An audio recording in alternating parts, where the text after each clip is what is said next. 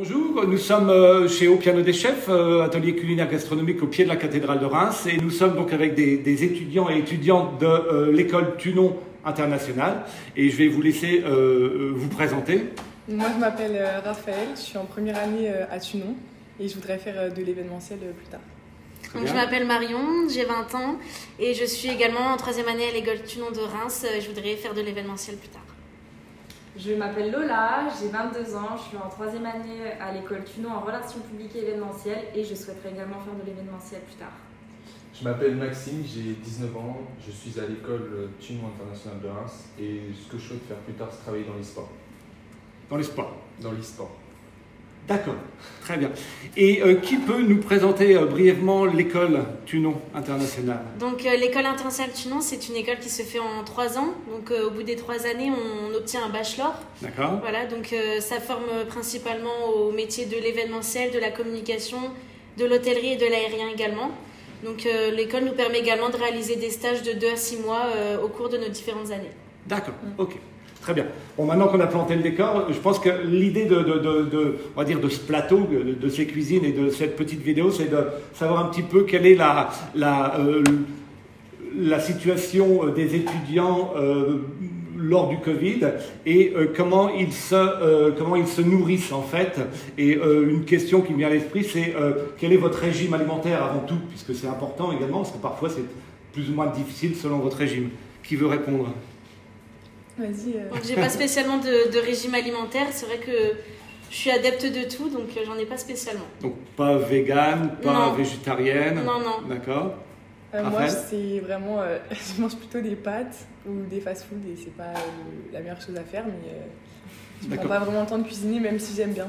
D'accord, et pourquoi des pâtes? Parce que c'est le coût qui fait que tu manges des pâtes? Ah non, parce que j'adore les pâtes. D'accord. Il y a plein de choses différentes.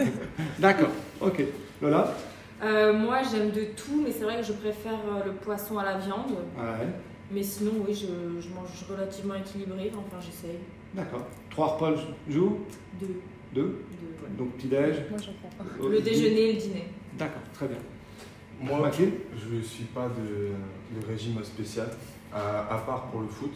Du coup, je mange beaucoup de féculents avant de faire du sport. D'accord. Mais non, je mange un peu de tout, je suis vraiment pas bloqué sur quelque chose. D'accord, très bien. Ok, bien écoutez, maintenant qu'on sait votre régime alimentaire, comment vous alimentez-vous? Est-ce que vous achetez en ligne sur, on ne peut pas le citer, mais voilà, Just Eat, Uber Eats, etc. Ou faites-vous, comment faites-vous vos achats pour manger au quotidien? Qui veut répondre? Vas-y, je t'en prie. Raphaël? Moi c'est soit je fais des courses, mais au début de l'année c'était rare. Ouais. Et sinon je commande beaucoup, mais j'ai réduit et maintenant je commande environ 2-3 fois par semaine. D'accord. Sur quel support, plateforme? Sur Uber Eats. Uber? D'accord. Moi je commande très rarement, quand je commande c'est avec des amis, sinon je fais beaucoup à manger.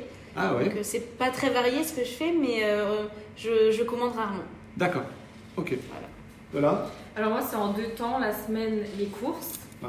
et le week-end Uber Eats. Et les courses, c'est au quotidien ou tu fais des courses pour 3 ou 4 jours? 3-4 jours souvent. Après j'aime beaucoup aller au marché, donc D'accord. voilà, j'achète rarement pour 2 semaines d'affilée. Oui, c'est lourd après. Oui, déjà en plus. Et je préfère ne pas gâcher, donc réfléchir au jour après le jour en fait, tout simplement. D'accord, ok. Moi, je commande pas régulièrement, mais je commande souvent, c'est quand il y a des amis. Ouais, On d'accord. évite de faire à manger.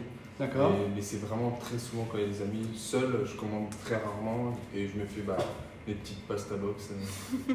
Pasta box que tu achètes. C'est ça que j'achète. Donc tu te déplaces, tu vas faire emporter. C'est ça, moi c'est toujours déplacement, c'est tout fait, tout prêt. D'accord, ok. Donc vous savez tous cuisiner, malgré que Raphaël, par exemple, commande souvent sur les plateformes, mais sinon, est-ce que tu sais cuisiner? Est-ce qu'on t'a transmis, tes parents t'ont transmis? Ah oui, je sais cuisiner, j'adore cuisiner en plus, c'est juste que... C'est pas vrai? Si, Mais alors? C'est juste que pour moi, j'ai la flemme de... C'est vrai, c'est ça? C'est vrai, je suis contente de cuisiner pour mes amis, par exemple, s'ils viennent chez moi, plutôt que commander. D'accord. Mais pour moi, je prends pas le temps de cuisiner. D'accord. Marion? J'adore cuisiner. Après, ce qui m'embête le plus, c'est la vaisselle.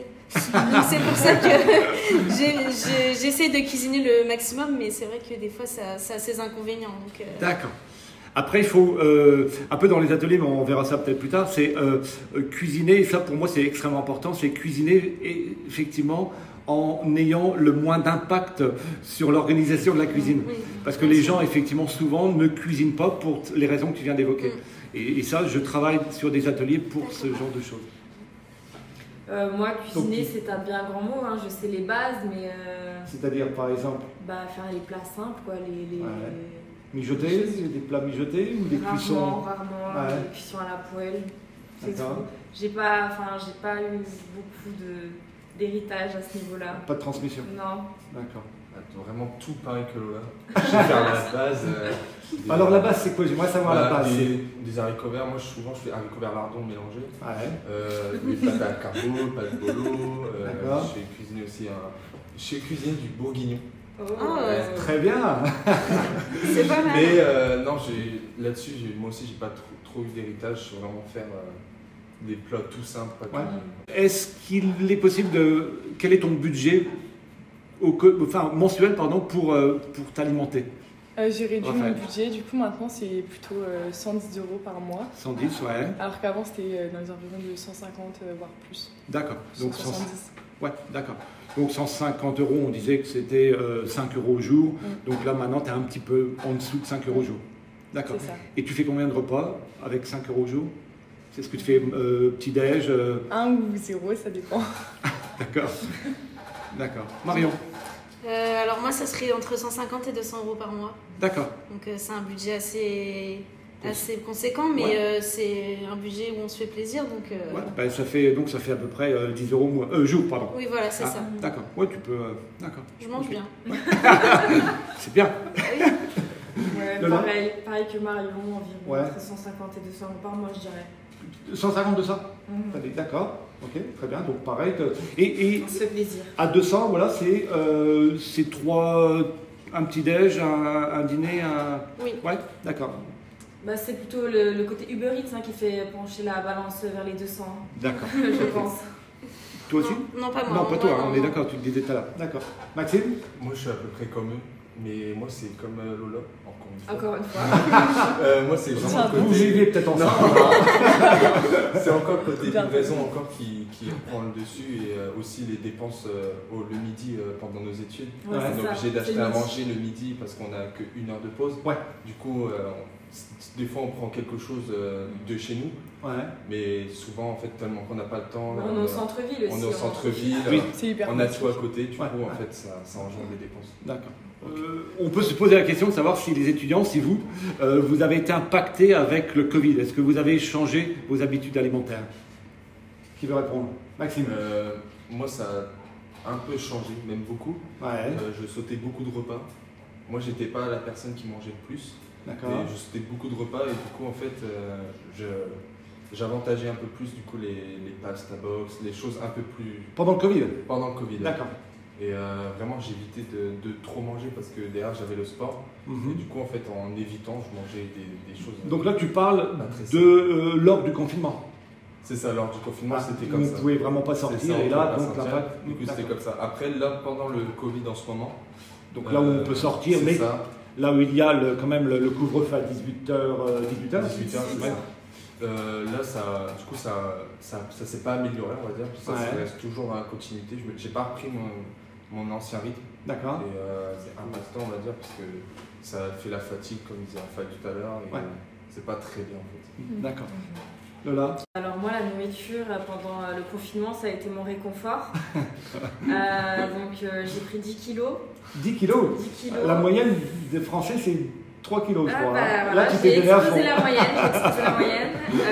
Oui, en fait, on n'avait rien à faire, donc je mangeais tout le temps et n'importe quoi. D'accord. Chose que j'avais pas l'habitude de faire avant. D'accord. Donc là, depuis qu'on est seulement en couvre-feu, voilà, je reprends les habitudes.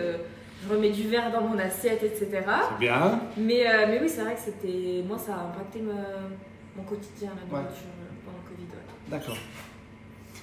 Du coup, moi, contrairement à Lola, j'ai perdu 5 kilos. Vous êtes formidable. Voilà, on s'est échangé. Voilà.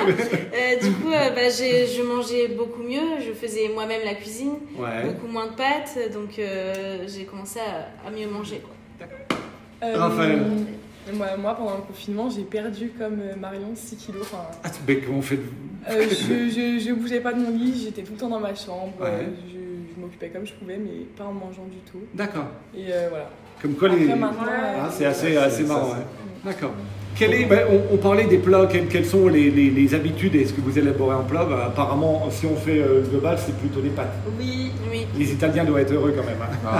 Oui. Surtout, c'est faire la sauce des pâtes qui est bien en fait. On peut tellement varier la forme de pâte, la Tout à sauce, fait. et ça fait tout le temps. Absolument. Vous voyez, on a devant nous des huiles par exemple, là, c'est des huiles au pépins de raisin, mais voilà, on en a à la vanille, on en a au thym et à l'ail, on en a au piment et thym, citron, etc. On peut, ne serait-ce qu'avec ça, on peut avoir des pâtes très différentes, simplement avec un filet d'huile aromatisée. Et donc on peut vraiment, et c'est ce qu'on essaye de faire dans les ateliers de Piano de Chef, c'est justement faire des choses extrêmement simples. Là on prépare des émissions, enfin des vidéos pour créer une épicerie. On aurait, pour remplir nos placards d'épicerie fine, avec des choses que l'on a fait, donc avec des produits locaux de saison, etc., de façon à simplifier sa vie pour la cuisine au quotidien, par exemple. Est-ce que vous aimeriez apprendre à cuisiner, puisque apparemment tout le monde n'a pas eu cette chance d'avoir cette cuisine transmise par un grand-père, une grand-mère, un père ou une mère, ou une sœur ou un frère, ou une tante ou un oncle, ou un petit Pas de compagnie. ou un voisin ou une voisine, vous voyez. T'aimerais apprendre à cuisiner de façon à mieux t'alimenter? Est-ce que tu es sensible à ça? Oui, bon après je pense qu'il faut que je me motive à le refaire chez moi, même si ça m'intéresserait, mais après il faudrait que j'applique la chose chez moi au quotidien. Mais sinon oui, ça me plairait je pense. Ouais.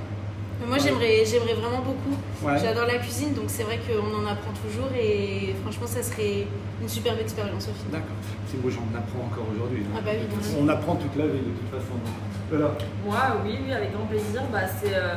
C'est un mode de vie auquel j'aspire plus tard, enfin, même pour mon avenir, si j'ai des enfants un jour et tout, j'espère pouvoir leur faire des petits plats, quoi. Donc ça peut s'apprendre dès maintenant. Est-ce que, Raphaël, as-tu été, t'as-t-on transmis quelque chose moi, pas du culinaire tout. C'est juste que j'adore, depuis que je suis toute petite, j'aime bien cuisiner. Et sinon, j'ai appris des plats marocains grâce à ma belle-mère. D'accord, Donc, qui est marocaine, j'imagine. Voilà, c'est ça. Donc, c'est elle qui m'a appris ça. Sinon, les autres, c'est moi qui avais envie de cuisiner et j'aime bien ça. Alors moi, oui, ma mère est amoureuse de la cuisine, je pense. D'accord. Donc j'ai hérité de ça au final. D'accord. Et tu as hérité dans la passion ou dans la transmission physique, c'est-à-dire le savoir-faire?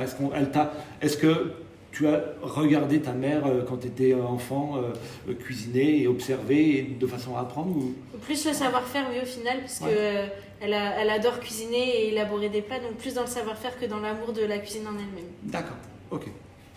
Voilà. Alors moi, ma mère, mes grands-mères, mes tantes cuisinent, mais c'est vrai que j'ai jamais eu le réflexe d'aller avec elles et d'observer. Donc j'ai pas eu cette transmission, en fait, elles m'ont jamais forcé à faire quoi que ce soit. D'accord. Voilà. Okay. Maxime? Non, moi, rien transmis. Par contre, moi, ce que je vais faire, c'est transmettre la vidéo à tes parents.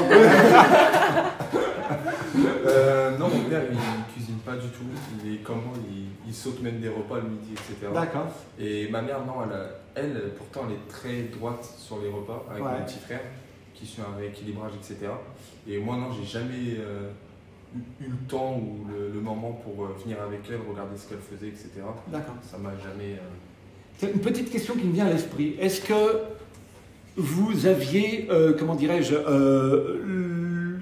est-ce que les repas, quand vous étiez chez vos parents, à l'âge de 10, 8 ans, 10 ans, etc., est-ce que les repas se faisaient à table, un peu comme la tradition le voulait ou le veut, ou le voulait, je pense, maintenant?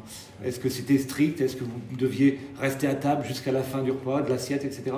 Absolument. Ouais. Ah oui, bien sûr, et encore maintenant. Encore maintenant? Encore maintenant, alors oui. D'accord, le patriarche qui ouvre son couteau et vous commencez à manger. C'est ça. C'est pas quand même, non? Non. Non, moi j'ai des très bons souvenirs. Moi, on était tous à table en famille. Et bon, maintenant, ça ne se fait plus. Ouais, mais en tant que... pendant ton enfance, j'ai eu cette c'était éducation. strict. D'accord. Ok, donc tu n'avais pas le droit de sortir de table avant de terminer. Et j'espère pouvoir le refaire avec mes enfants. C'est vrai? Ouais, j'ai de super bons souvenirs, celles où on parle, très important. où on raconte notre journée, où on c'est de l'échange. Ouais. C'était un bon moment sur d'un pas. Quoi. Que pensez-vous de l'importance de la nourriture, c'est-à-dire l'équilibre alimentaire? Comment considérez-vous ces repas? Est-ce que c'est quelque chose que vous faites pour vous nourrir et pour manger parce qu'il faut manger, ou c'est parce que vous ressentez un besoin d'équilibre avec les fibres, etc. Alors moi avant j'adorais manger tout le temps, manger beaucoup de tout et maintenant c'est juste je mange pour vivre. Pour vivre, pour voilà, te nourrir, parce qu'il faut. Parce qu'il faut, oui, il faut bien manger pour... D'accord. Voilà. Et quelle est la raison de cela? Est-ce que parce que c'est pas ta priorité, parce que tu penses qu'il y a mieux à faire? Ouais, on va dire que c'est ça. Ouais. C'est un peu... Alors moi mon plus gros problème c'est que je pense qu'à ça. Qu'à manger ou qu'à cuisiner? Qu'à manger. C'est un amour que j'ai développé. Je pense que la nourriture, même autant que je l'aime, quoi. Ouais. C'est un problème, mais c'est très beau. Le problème peut être géré. C'est le mental qui va faire que. Exactement. Parce qu'on sait qu'il faut manger de tout et avec modération. Oui, voilà, c'est ça. Mais quand on aime, il n'y a jamais de modération. C'est pour ça que. Alors, évidemment, tu ne penses pas à la nourriture pendant les cours à Thunon. J'ai rien dit. Me concernant, je mange parce qu'il faut manger, mais j'aime bien manger aussi. Ouais. Donc tu prends plaisir à... Je prends plaisir à manger, oui, très souvent. Parce que des fois, c'est pas super, mais souvent je mange parce que j'aime bien manger. Et j'ai aussi ce côté, de plus en plus maintenant, de manger ce qui est bon pour mon corps. Donc tu as une conscience... Le côté, il me faut tant de choses, le côté équilibré, j'essaye de l'avoir de plus en plus. Ouais. Maxime? Moi, je pourrais pas dire que je mange très bien. Attention, sportif. Ah oui, sportif, e-sportif aussi. E-sportif aussi. Sauf que moi, j'ai l'habitude en fait de regarder des vidéos quand je mange. Du coup, en fait, je prends plus plaisir à manger. Et je pense plutôt à dire le terme goinfret, et en fait à la fin je sens plus mon repas, mon repas passé, etc. Alors effectivement, parce que si on n'est pas concentré sur ce que l'on met dans l'assiette, on va être complètement perdu. Vous avez peut-être déjà entendu parler du restaurant à l'aveugle sur Paris, vous mangez dans le noir. Oui, j'ai entendu ça. J'ai entendu ça. Et du coup, on ne sait pas du tout ce que l'on a dans son assiette puisqu'on ne la voit pas, et on va manger. Et la sensation est complètement différente. C'est ça, parce qu'en fait, on se concentre que sur la nourriture que l'on mange et pas sur autre chose. Si vous prenez un verre d'eau rouge sans aucun arôme, vous allez vous dire que c'est de la fraise. C'est ça. Oui. Donc le cerveau, c'est complexe. Donc ça, c'est quelque chose de très important.